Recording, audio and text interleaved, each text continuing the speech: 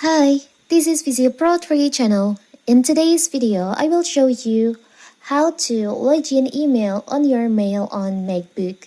Before we get started, don't forget to subscribe and turn on the notification to keep you updated about this channel. So let's go.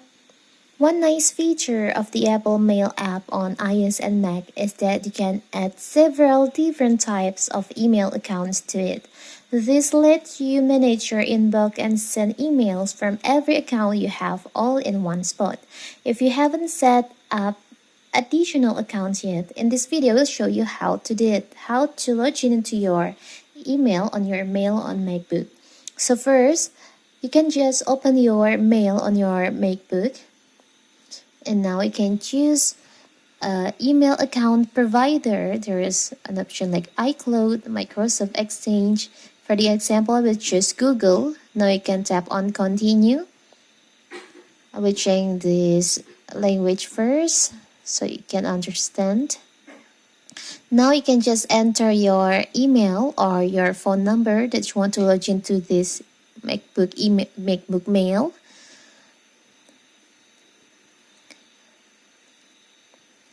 Now you can just tap on next. You can enter your email password in here. After that, you can just click on next.